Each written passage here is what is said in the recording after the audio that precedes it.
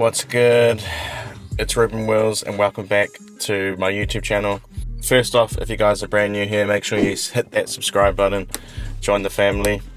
I'm back in the car again, as you can see. Yes sir, we're back at it again. Make sure you like the video as well and share this channel to your family or your friends or whoever you think's gonna be down with what we're talking about. Come join the family. Okay, so I'm just sitting in the car. It's weird because it feels like I'm talking to myself, but obviously I'm talking to you guys. It's strange, but it feels natural at the same time.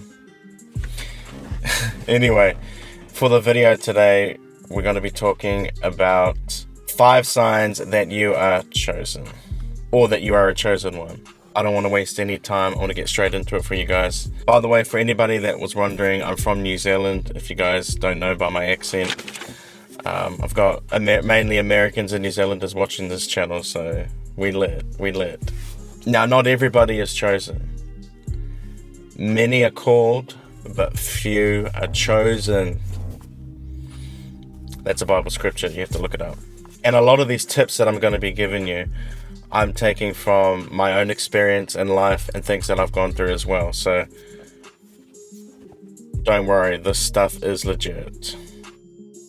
Okay, so number 1, the first sign that you are a chosen one is you are a loner. You're a loner. You have no friends, or you grew up in your life not having any friends. You may have had a couple of associates or a couple of people that you may have had things to do with in your life.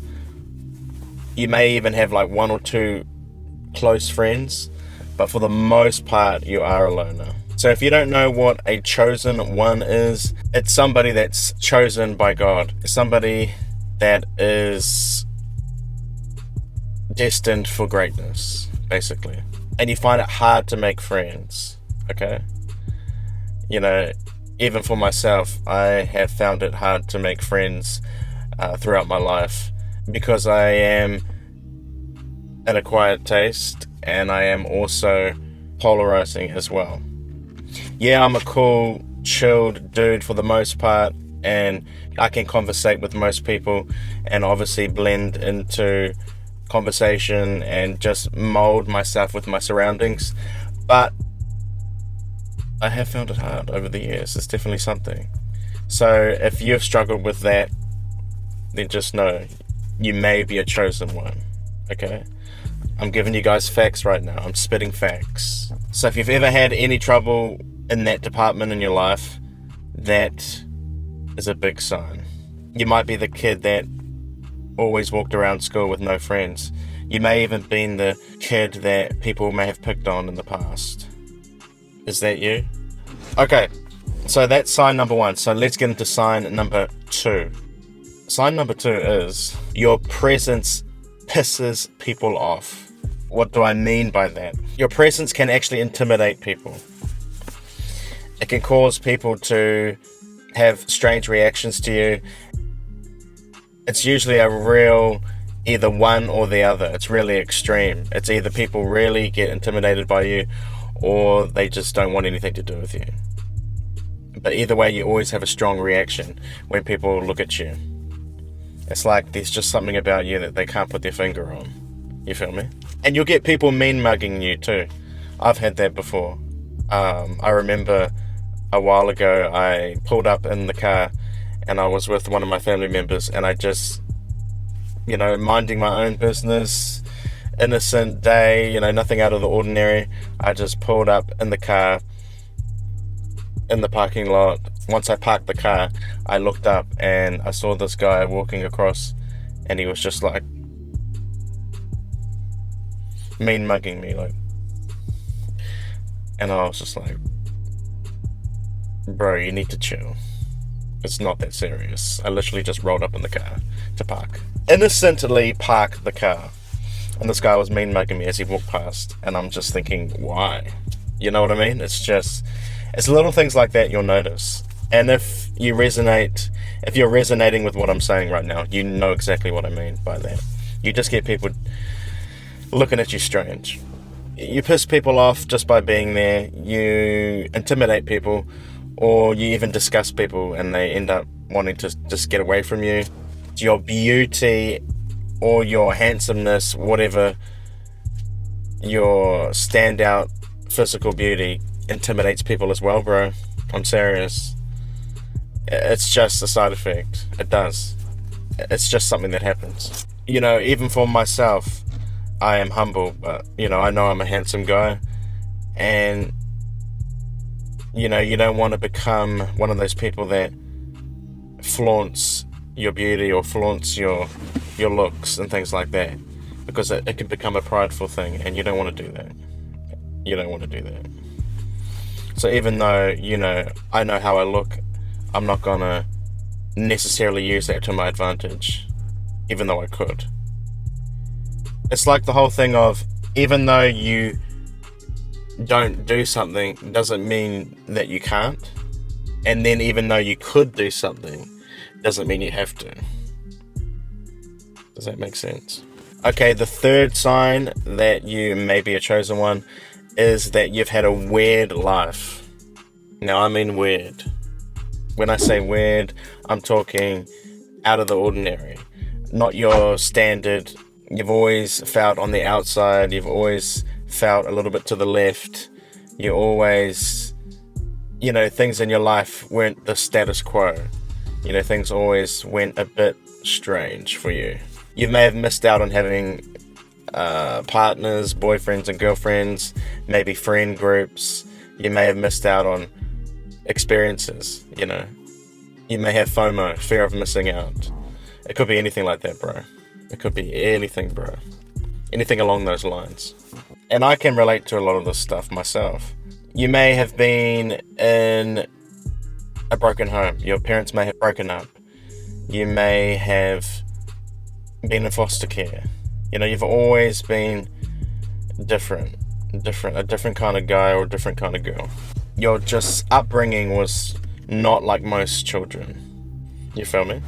And that can make you feel isolated. It can make you feel isolated, knowing that your life may not have followed the normal path.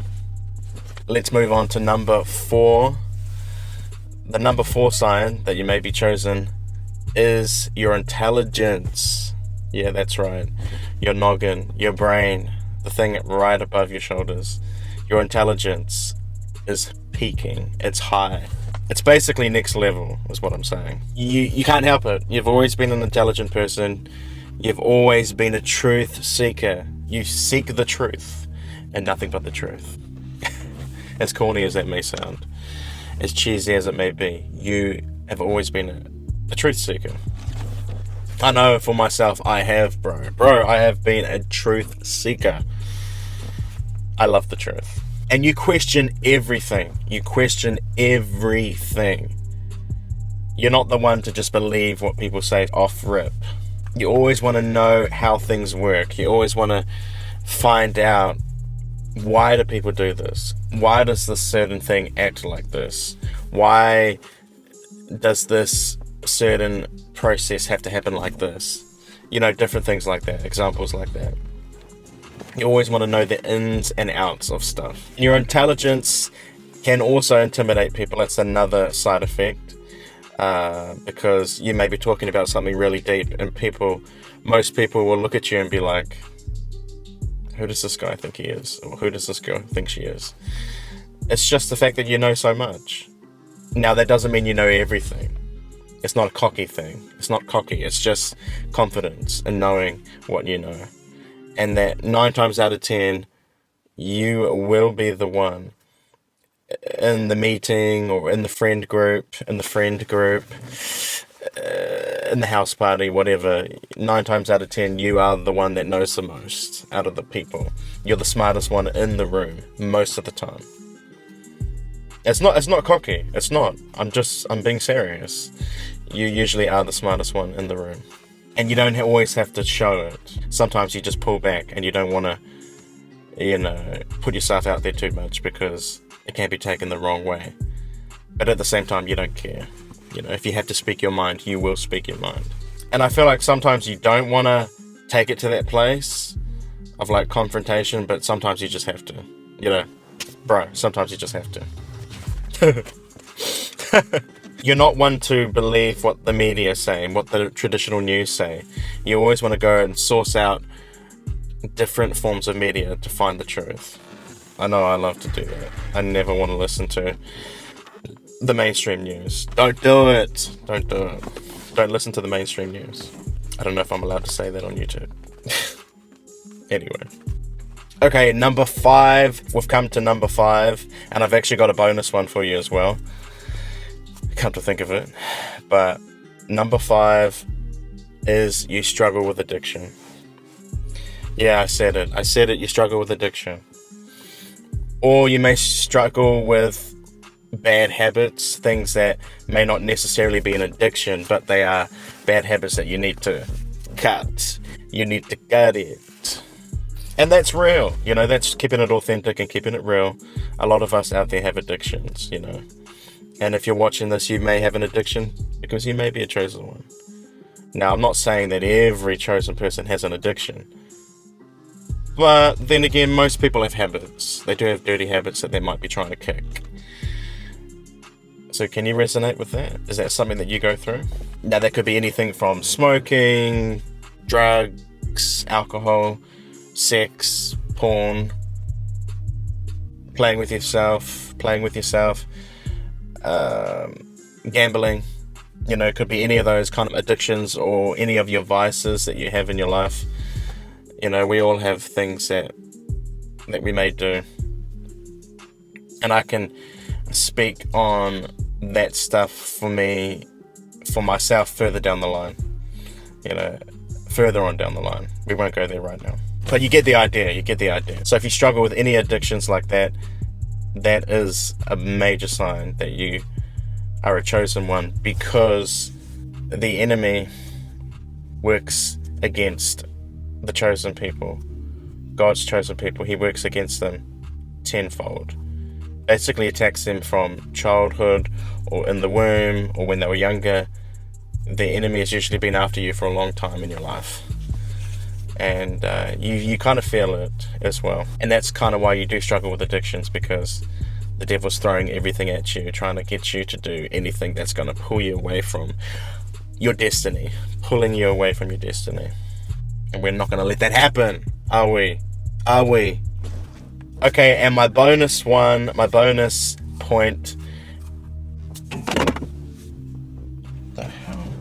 a bonus clue that you might be a chosen one, is that you are equally introverted and extroverted at the same time. Essentially what that means is that you are equally outgoing, but also equally a homebody, or somebody that likes to stay in the house and not socialize as often. So you're usually somewhere in the middle. You're not one of those people that are like totally extroverted and out there in your face, blah blah blah, and just loud and just obnoxious and just a dickhead in your face, you know. And then you're not someone who's like fully quiet and just timid and doesn't talk to anybody in the corner either. You're kind of usually in the middle somewhere. I like to say the best of both worlds. You know, I fall into equally introverted and equally extroverted. So I could either say I'm an extroverted introvert, or I could flip it the other way and say I'm an introverted extrovert. Either way, it's kind of the same thing. But that's kind of an extra tip, that if you guys are in the middle there somewhere, that's a good sign that you may be a chosen one. Well guys, hopefully that video was helpful for you. We've come to the end of it. I know there's a lot of other YouTubers out there and content creators that have different ideas of why you may be chosen. These are just my own personal ones that I came up with. Other people may have touched on them as well, but I just wanted to bring my own unique ways of looking at things and my own unique signs that you may be chosen. So if you want to join the family, make sure you subscribe now, hit my bell notification to all so you'll be notified when we drop new videos, new heat. And yeah, leave your comments down below, guys, and any ideas you have for more fire car talks. We're gonna keep it lit, so I'll see you guys in the next video. Drop me a follow on Instagram as well. I hope this video helped. I love you. And yeah, man, I gotta get out of this car. Until next time. Peace.